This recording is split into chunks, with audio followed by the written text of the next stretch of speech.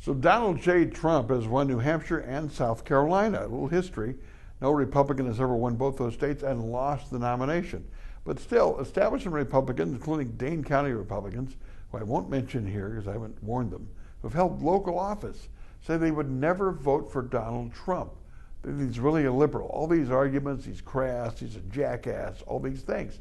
But the same people faulted conservatives in 2012 for staying home and not voting for Mitt Romney because Romney wasn't conservative enough. They say that caused the election and gave it to Obama. But the same people say they'll stay home in 2016. Interesting, since the undervote is assumed by those same people to be 3 to 5 million votes in 2012.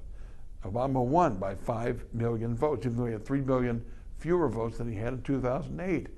So they don't like Trump. They say he's really a liberal, but Trump has a very aggressively conservative tax plan that would make Arthur Laffer and Ronald Reagan proud. He lowers the rates for individuals and corporations substantially, says it's pro-growth. Critics say it's voodoo economics, supply side, call it what you want. On abortion, he says he's evolved from pro-choice to pro-life. George Bush Sr. used to be pro-choice, went to pro-life. Ronald Reagan, as governor of California, signed one of the most pro-abortion bills in the state's history in the late 60s. People can change. In terms of defense, which Reagan built up massively on his watch, Donald Trump says he wants to build up defense so much nobody would mess with us. I think what the polite Republicans really object to is that Trump is crude.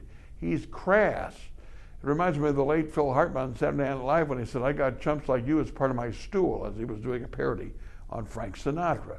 Yeah, Trump is a tough guy. He talks like somebody in the bar, in the street. He's the blue-collar billionaire. Other people don't know how to handle it. Plus, he has 14 million followers on social media. Other people might have 200. These people that object to Trump because he's too crude may have to face the reality that by March 15th, Trump may have 800 delegates. With Cruz and Rubio in the race, who's going to beat Trump? He'd have to really implode, which he hasn't yet.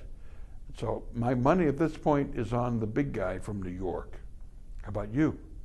My 2 cents, my 2 minutes are brought to you by Edge Construction and Capital Consultants. Bill McCoshen, a lobbyist who worked for Tommy, who gets things done downtown. We can argue about this and more on the radio tomorrow at 8 on 92.1 FM The Mic, The Mitch Henck Show. Talk to you then.